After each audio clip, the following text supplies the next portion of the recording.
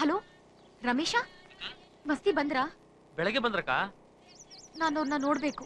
ಆಯ್ತಕ್ಕ, ನಿಮ್ಮಿಬ್ಬರನ್ನ ಹೆಂಗಾದ್ರೂ ಮಾಡಿ ಮೀಟ್ ಮಾಡಿ ಮಾಡಿಸ್ತೀನಿ.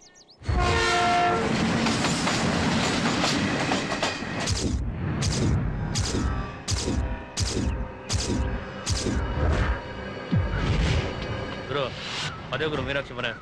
ಅವಳು ಅಲ್ಲಿಂದ ಪಟೇಲ್ ಸಿಗ್ನಲ್ ಕೊಡ್ತಾಳೆ, ಕೆಂಪಾಕ್ರೆ ರೆಡಿ ರೇ, ಹಸಿರಾಕ್ರೆ ಅಟ್ಯಾಕ್ ಮಾಡಿ ಅಂತ.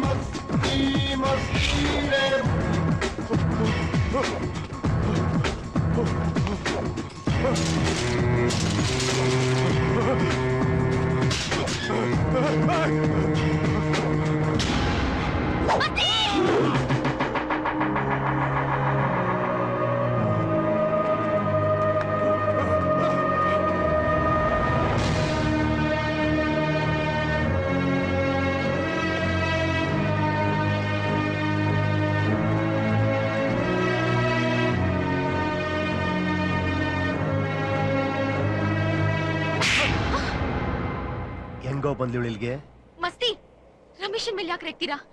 ನನ್ನ ಯಾರು ಇಲ್ಲಿ ಕರ್ಸಿಲ್ಲ. ನಾನೇ ಬೆಳಗ್ಗೆಯಿಂದ ನೀವ್ ಎಲ್ಲೆಲ್ಲಿಗೆ ಹೋಗ್ತಾ ಇದ್ರೋ ಅಲ್ಲಿಗೆ ಬರ್ತಾ ಇದೀನಿ.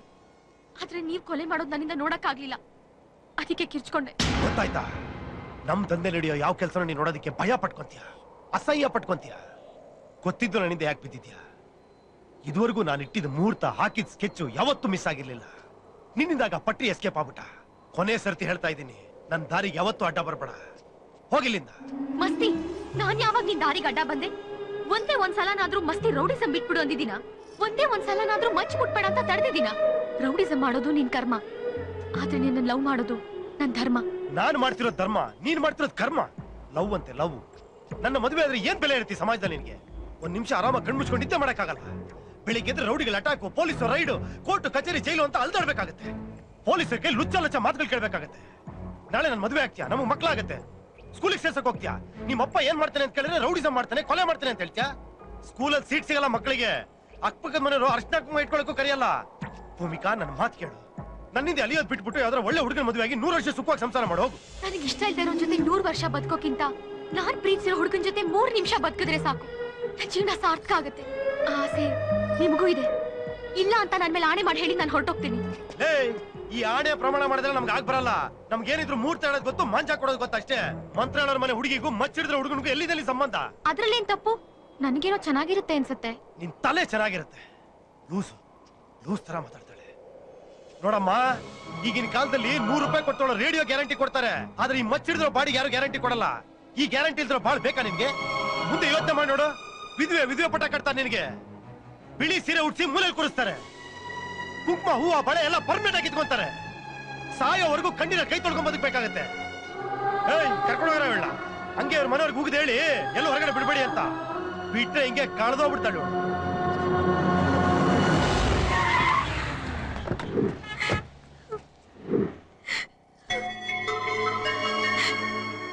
ಮುಂದೆ ಯೋಚನೆ ಮಾಡಿ ನೋಡು.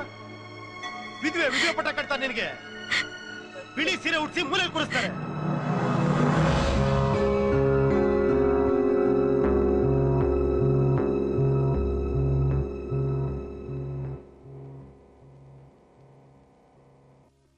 ಗುರು, ಅವನ್ ಯಾವ ಫಿಲಂ ಡೈರೆಕ್ಟರ್ ಅಂತ ನೀನ್ ನೋಡ್ಬೇಕು ಅಂತ 3 ದಿವಸದಿಂದ ಅವಳಿ ಇರ್ತಾವನೆ. ಕರ್ಸ್ಲಾ?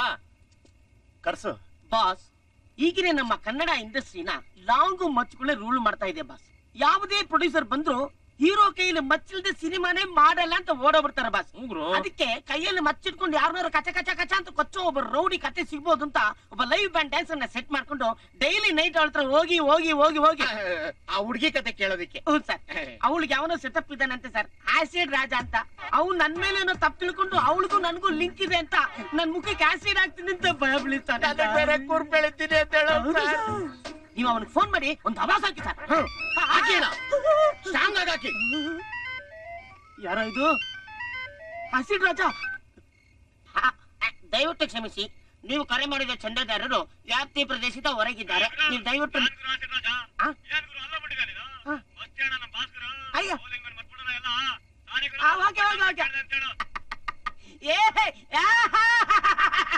ಆಸಿಡ್ ರಾಜ ಕೋಲ್ಡ್ ಕ್ರೀಮ್ ಆಗೋಗ್ಬಿಟ್ಟವನೆ.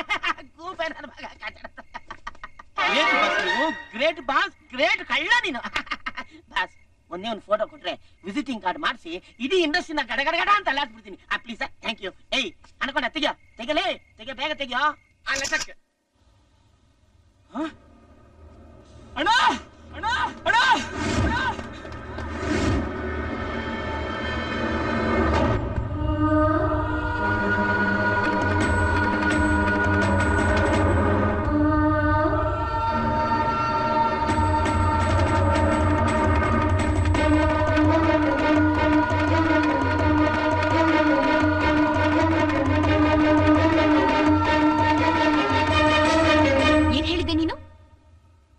ಮದ್ವೆ ಆದ್ರೆ ನೀನ್ ಯಾವಾಗ ಬೇಕಾದ್ರೂ ಸಾಯ್ಬೋದು, ನಾನ್ ವಿಧವೆ ಆಗ್ಬೋದು.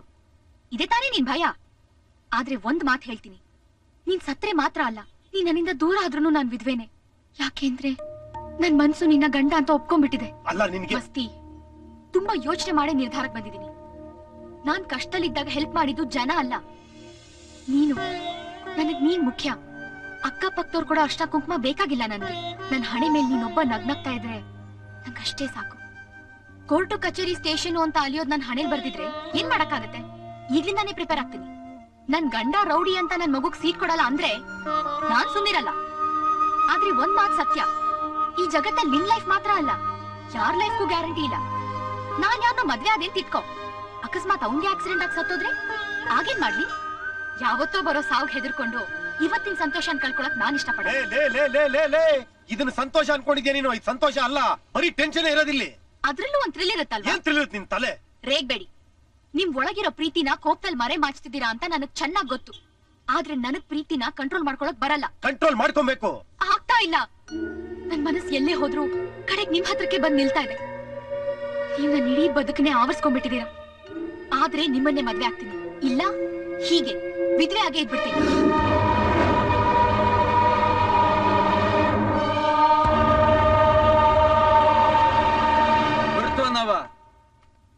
ನೀನ್ ಇನ್ನೂ ಸಣ್ಣ ಮೊಗ ಇದ್ದಂಗೆ ಇಂತ ಕೆಟ್ಟದನ್ನೆಲ್ಲ ಬಯಸ್ಬ್ಯಾಡ್ದು. ತಕ ಹಣೆಗೆ ಕುಂಕುಮ ಮಾಡಿಕೋ. ಇಟ್ಕೋತೀನಿ ಅಂಕಲ್. ಬರೀ ಕುಂಕುಮ ಅಲ್ಲ, ಮದುಮಗಳ ತರ ಶೃಂಗಾರನೂ ಮಾಡ್ಕೋತೀನಿ. ಅದು ಮಸ್ತಿ ನನ್ನ ಒಪ್ಕೊಂಡಾಗ ಮಾತ್ರ. ಮಸ್ತಿ, ನೀನ್ ಲೈಫಲ್ಲಿ ಲಾಂಗ್ ಮುಖ್ಯ ಅಂತಿದ್ಯಾ, ನಾನು ಲವ್ ಮುಖ್ಯ ಅಂತಿದ್ದೀನಿ. ನೀನ್ ನನ್ನ ಒಪ್ಕೊಂಡು, ನನ್ ಲವ್ನ ಒಪ್ಕೊಂಡು, ನನ್ ಹಣೆ ಕುಂಕುಮ ಇಟ್ಟು ನನ್ನ ಸ್ವೀಕರಿಸೋವರೆಗೂ ನಾನ್ ಹೀಗೆ ಇರ್ತೀನಿ, ನೀನ್ ಹಿಂದೆನೆ ಬರ್ತೀನಿ.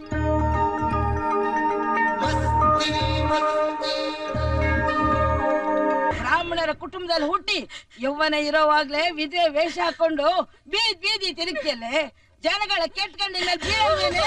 ಇವಳು ವಿಧವೆ ಆಗಿರೋದಕ್ಕೆ ನನ್ನ ಅಭ್ಯಂತರ ಏನೂ ಇಲ್ಲ. ಆದ್ರೆ ಅದು ಸಂಪ್ರದಾಯವಾಗಿ ಶಾಸ್ತ್ರೋಕ್ತವಾಗಿ ಆಗ್ಬೇಕು. ಅದಕ್ಕೆ ನಾನು ನಾಪಿತನ ಕರ್ಸಿದ್ದೀನಿ. ಇನ್ ಮುಂದೆ ಇವಳು ನನ್ನ ಹಾಗೆ ಮುಂಡನ ಮಾಡಿಸ್ಕೊಂಡು ಮೂಲೆಯಲ್ಲಿ ಬಿದ್ದಿರ್ಬೇಕು.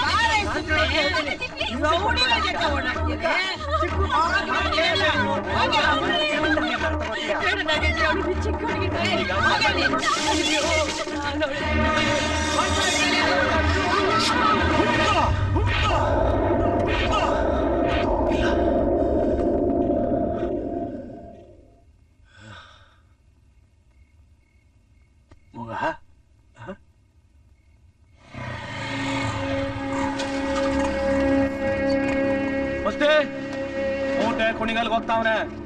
ಊರ ಹಬ್ಬ ಅಂತೆ, ಮಟನ್ ಊಟಕ್ಕೆ ಲಡ್ಡು ಚಾನ್ಸು, ಸೆಂಟ್ರಲ್ಲೇ ಹೊಡೆದಾಕ್ಬಿಡ್ಬೋದು. ಏಯ್ ಎಲ್ರ ಬ್ಯಾಟು ಏನಂತೆ ಮಸ್ತಿ?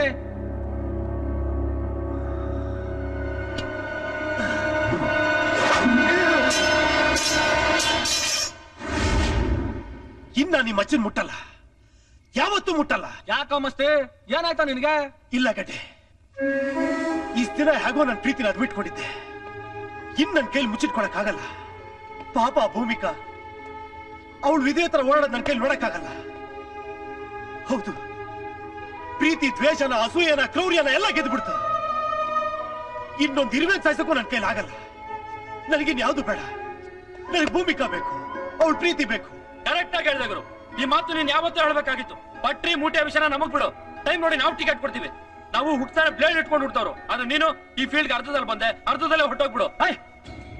ಅದನ್ ಕಣ್ ನಿಂತ್ಕೊಳ, ಮಸ್ತಿ ಫಾರಮ್ ಅಲ್ಲಿ ಇರೋ ಹುಡ್ಗಾಕಣ ಈಗ ಮಚ್ ಬಿಟ್ಟ ಅಂದ್ರೆ ನನ್ ಮಗ ಮೂಟೆ ನಮ್ಮ ಮೇಲೆ ಬಿದ್ದು ಸೀಳ್ ಆಯ್ತಾರ, ಅದು ತಿನ್ನಕ್ ಬಿಡ್ತಾನೆ. ಏನ್ ಗುರು ನೀನು ಈ ಸ್ಟಾಪ್ ನನ್ ಮಕ್ಳಿಗೆಲ್ಲ ಭಯ ಪಡ್ಸಲ್ಲ. ನನಗೆ ಫೀಲ್ಡ್ ಕೊಡಕ್ ಬಂದ ಅಂದ್ರೆ ತುಳ್ದಾಕ್ ಬಿಡ್ತೀನಿ ಚೈಲ್ಡ್ ನನ್ ಮಗನೇ. ಮಸ್ತಿ, ಈಗ ನಿನ್ನ ಹೆಸರು ಒಳ್ಳೆ ಬಜಾರ್ ನಡೀತಾ ಐತೆ, ಸೂಪರ್ ಆಗಿ ವರ್ಕೌಟ್ ಆಗ್ತಾ ಐತೆ. ಇಂಥ ಟೈಮಲ್ಲಿ ಇಂಥ ಹಾಕದ ಅಡ ಯಾಸ್ತ್ರಿದೆ ಅಂತ 100 ಜನ ಹುಡುಗಿರು ಸಿಗ್ತಾರೆ. ಕಳ್ಕೊಂಡ್ರೆ ಕೇಳ್ಕತ್ತಮ್ ನಾಟಕ್ ಬಂದ್. ನಾನು ನೀನು ಎಲ್ಲ ಡುಮ್ಮೆ. ನಾನ್ ಯಾವ್ದೇ ಕಾರಣಕ್ಕೂ ನೀನ್ ಮಚ್ಚ ಬಿಡೋದನ್ನು ಒಪ್ಪಲ್ಲ. ನಾಗರಾಜಪ್ಪ ಬೇಡ, ಅವನೆಲ್ಲ ನೀನ್ ಬಲವಂತ ಮಾಡ್ಬೇಡ. ನಮಗೋಸ್ಕರ ಅವನು ಮಸ್ತಿ ಆಗಿ ಬದುಕಿದ್ ಸಾಕು. ಇನ್ ಅವನಿಗೋಸ್ಕರ ಸಿದ್ದಪ್ಪಾಜಿ ಆಗಿ ಬದುಕ್ಲಿ. ಬಿಟ್ಬಿಡ ಅವನ್ನ.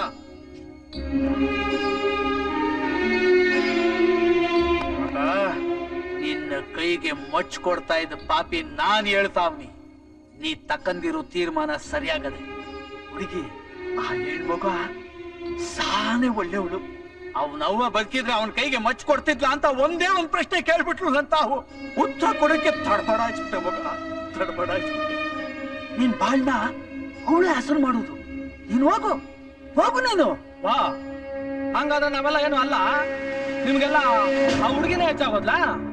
ಸರಿ ಸರಿ ಸರಿ, ನಡ್ಸಿ ನಿಮ್ ದರ್ಬಾರ್. ನಾಗರಾಜಪ್ಪ, ನಾಗರಾಜಪ್ಪ, ಬಿಡಿ ಅಪ್ಪಾಜಿ, ಅವ್ರಿಗೆ ನಾನು ಹೇಳ್ಕೊತೀನಿ. ಗುರು, ನೀನ್ ಬೇಗ ರೆಡಿಯಾಗಿ ಹೋಗಿ ಅಕ್ಕನ ವಿಷಯ ಹೇಳ್ಬಿಡು. ನೀನ್ ಒಳ್ಳು ಮಗ. ಮಸ್ತಿ ಆಗಲ್ಲ, ಸಿದ್ದಪ್ಪಾಜಿ ಆಗಿ, ಸಿದ್ದಪ್ಪಾಜಿ ಆಗಿ ಒಳ್ಳು ಮಗ.